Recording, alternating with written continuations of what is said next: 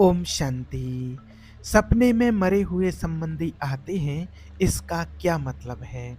ये सवाल बहुत लोगों का है, जिनके परिवार से कोई चले जाते हैं, कोई अचानक शरीर छोड़ कर के चले जाते हैं, जिनसे वो नहीं मिल पाते हैं, या फिर कोई सामने मिल भी लेते हैं, उसके बाद भी शरीर छोड़ कर के उनके सामने ही गए हैं।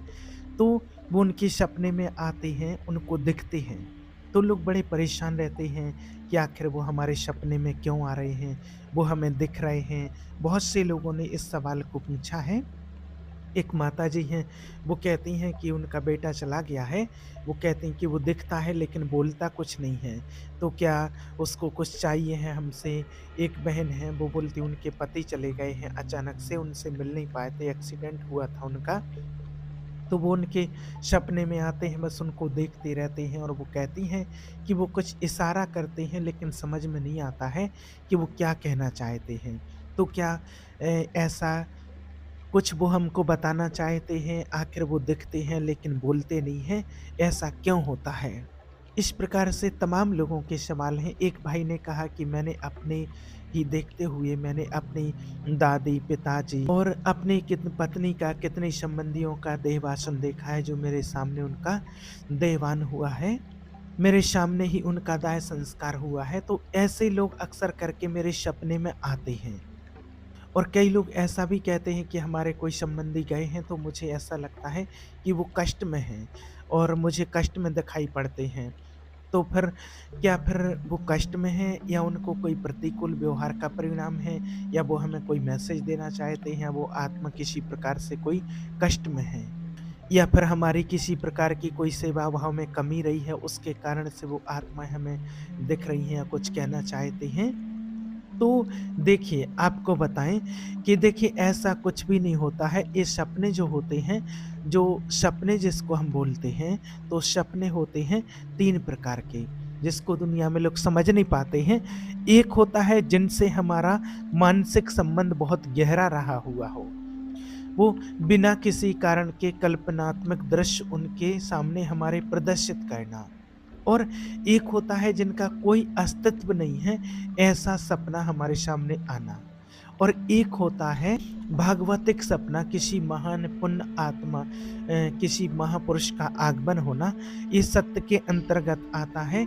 वो कभी-कभी महान पुण्य आत्माएँ रही हों, जो परमात्मा की साधना में लीन रही हों, वो आपको कभी-कभी कुछ इशारे दे सकते हैं।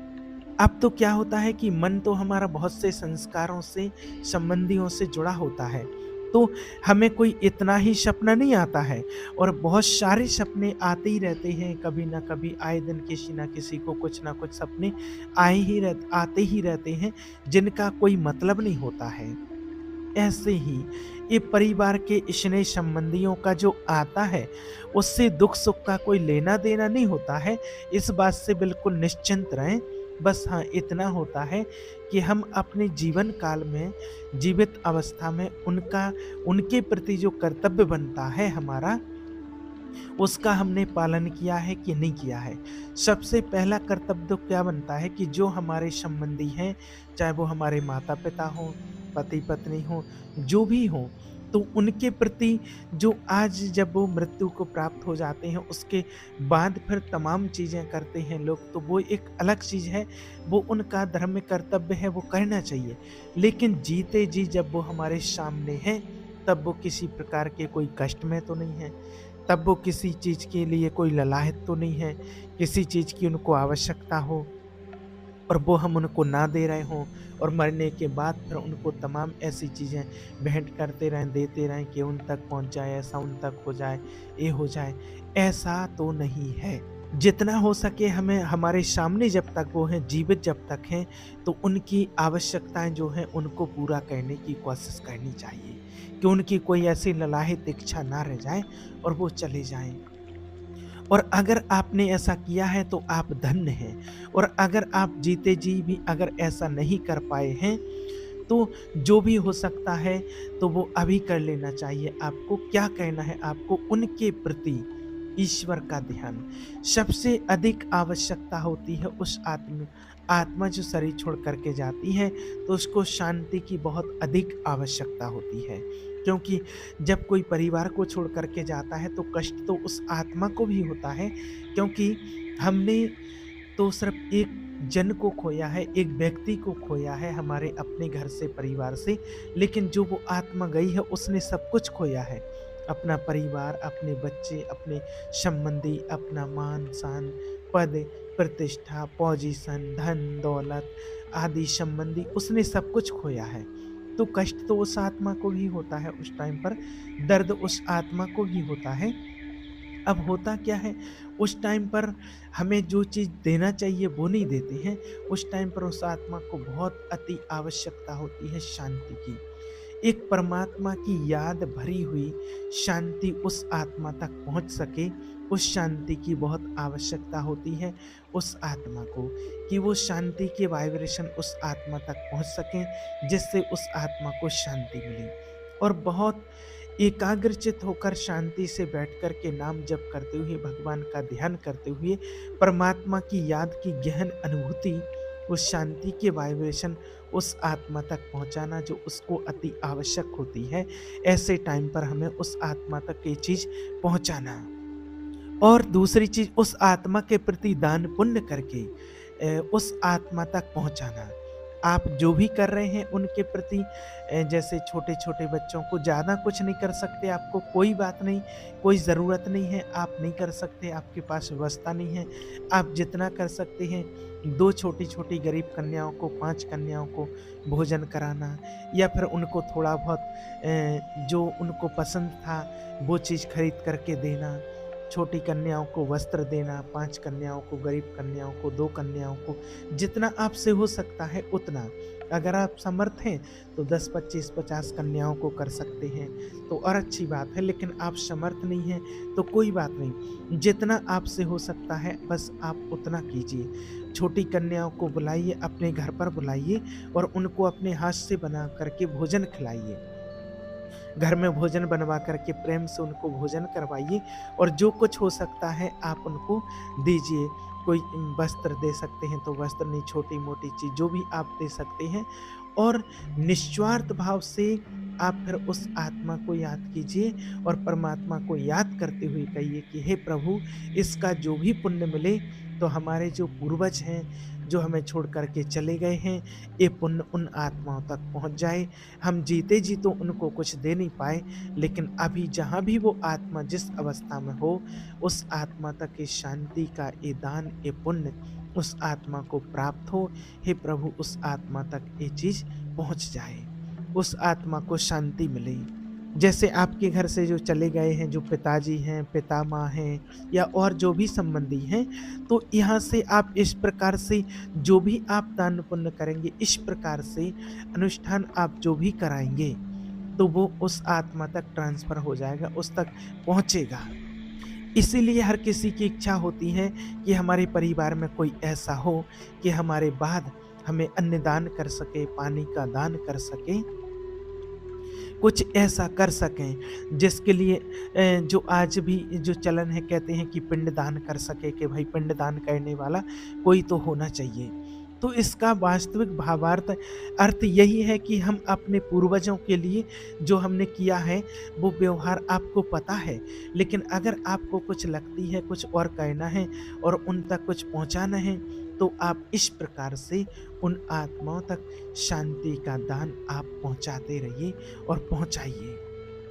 और अगर आपको अभी लगता है कि हमारे कोई पूर्वज, अगर आपको ऐसा अनुभव हो रहा है, बार-बार आपको लगता है कि कोई कष्ट में है, देखिए वैसे आत्मा सब अपना कर्म लेकर के जाती है और उसके कर्म के अनुसार ही उसको गर्भ मिलता है, और गर्भ के बाद उसको वैसा ही शरीर मिलता है, जन्म मिलता है, परिवार मिलता है, माता-पिता मिलते हैं, जैसा उसने कर्म किया है।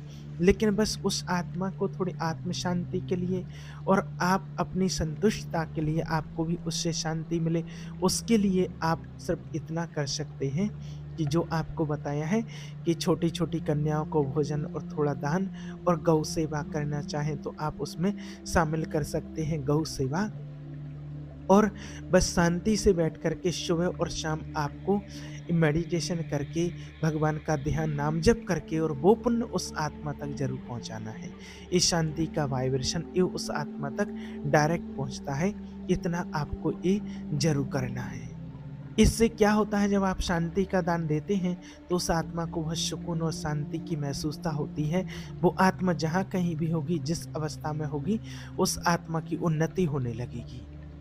और खासकर बात आपको बताएं कि जो ईश्वर के संदेश वाहक होते हैं, बहुत पुण्य आत्मा रहे हुए फरिश्ते होते हैं, उनके अलावा और जो कुछ भी आते हैं वो सब कुछ मिथ्या ही होता है।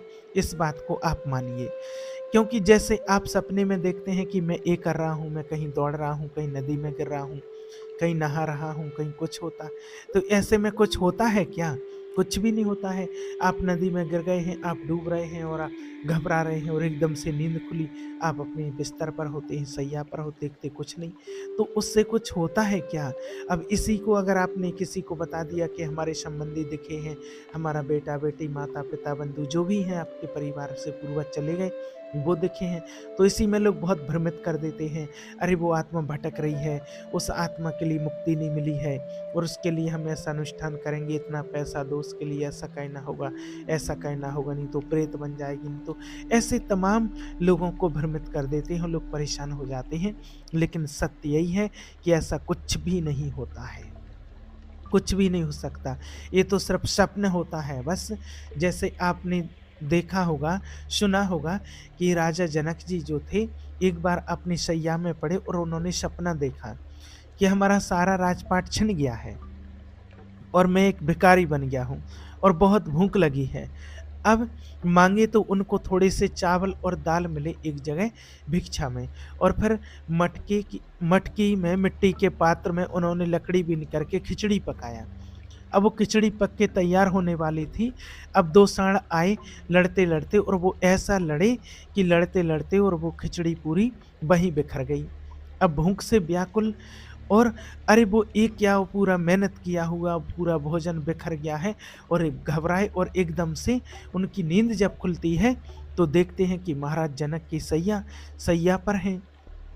अब उनने कहा ये सत्य है कि वो सत्य है? जो अभी जनक भूखा डोल रहा था, भीख माँगा और वो चावल दाल पका रहा था, वो सपना सत्य है कि वो जनक जो देख रहा था वो सत्य है, या ये सत्य है? तो उस समय ना वो सत्य था, ना इस समय ये सत्य है, तो फिर सत्य कौन है? अब उनकी सभा में बड़े-बड़े ज्ञानी महात्मा बैठे हुए थे। अब वो उन्होंने प्रश्न किया करके कि ये सत्य है या वो सत्य है? सत्य क्या है? अब कुछ उसकी व्याख्या हो तो समझ में आए। अब ये सत्य है कि वो सत्य है, कोई उत्तर ही ना देवे। जब ये बात अष्टावक्र जी को पता चली तो वो सभा में आए, उनकी नवीन अवस्था थी, सभा में आए और जनक जी से बात की। जनक जी ने कहा कि ये सत्य कि वो सत्य? तो अष्टावक्र जी ने कहा कि ना तो ये सत्य है राजन, और ना जो तुमने स्वप्न देखा था ना वो सत्य है। उमा कहूँ मैं अनुभव अपना, सत्य हरि भजन और जगत सब सपना। सपना तो सपना है ही, जागृत भी सपना है, सत्य है सिर्फ एक परमात्मा का नाम, ईश्वर का ध्यान। तो आप यही समझ लीजिए, ज़्यादा उसके ऊपर बिल्कुल भी विचार किसी को करने की ज़रूरत नहीं है। अगर आपको ऐसा भाव आता है और आपके पास धन है, तो आपको जो आपको बताया है ऐसी दान पुण्य सेवा आप कर सकते हैं। बस जो भी दान पुण्य करते हैं और बस वो हमारे पूर्वज, दादा दादी, माता पिता जो भी हैं, इसका फल जो भी मिले उनको मिले। और आप सुबह शाम भगवान का ध्यान करते हैं, नाम जप करते हैं, मेडिटेशन करते हैं, और इसका जो भी फल मिले ये हमारे बाबा को, माता पिता को, उनको प्राप्त हो। फिर उससे शांति मिलती है और उस आत्मा को अनुभूति भी होती है और उन आत्माओं का कल्याण होता है। बस आपको इतना ही कहना है और ज़्यादा कुछ नहीं कहना है। बाकी ज़्यादा सपने का कोई विचार नहीं करना है कि क्या देखा, क्या आया, ये सब व्यर्थ होते हैं। हाँ, अगर कोई महान आत्मा, पुण्य आत्मा जो ईश्वर की साधना करने वाले रहे हुए हैं, वो आएँ और वो कुछ इशारा दे रहे हैं, तो वो बात एक अलग होती है। बाकी और तो सब व्यर्थ ही होता है। इस व्यर्थ में फँसो मत। और नहीं, बाकी की दुनिया में आप किसी से भी बात करोगे ना इस प्रकार से, तो वो आपको फँसा देंगे। एक बहन है, उससे 45,000 रुपए ले लिए हैं किसी ने अनुष्ठान करवाने के लिए। उसके पति की डेथ हो गई थी और उन्होंने देखा मुझे सपने में दिखते हैं, वो मुझसे कुछ कहना का चाहते हैं। कोई तंत्र-मंत्र वाले होंगे, उन्होंने कहा हम अनुष्ठान करेंगे, ये करेंगे, वो करेंगे और 45,000 रुपए चाहिए हमको, पूजा की सामग्री खरीदना है, अनुष्ठान के लिए कहना, वो कहना, तमाम चीज़ें और उन्होंने ऑनलाइन डलवा लिए। उस दिन से आज तक ना कॉल उनका रिसीव हुआ, ना बात हुई है, ना कुछ नहीं हुआ है। आप खुद समझिए कि जब जागृत अवस्था में स्वप्न होता है, तो सपना तो फिर सपना है ही, वो तो है ही। भगवान ही एक है जो सत्य है, ईश्वर ही सत्य है। भगवान ने कहा है कि सत्य सिर्फ मैं हूँ, बाकी तो सब जगत जो है वो सब सपना है। उमा कहूँ मैं अनुभव अपना, एक हरि भजन सब हरि भजन सत्य अपना, बाकी तो पूरा संसार ही सपना है। और ये संसार सपने ही जैसा है। अभी हम कुछ देख रहे हैं, अगले पल क्या हो जाए कोई भरोसा नहीं है। तो एक सपने जैसा तो है ही। तो जब हम सो नहीं रहे हैं, जागृत अवस्था में, तब सपने के जैसा हो रहा है, तो सपना तो फिर सपना है ही। इसलिए आपको परेशान होने की ज़रूरत नहीं है, जो आपको बताया है आपको बस उतना करना है। ठीक है? ओम शांति।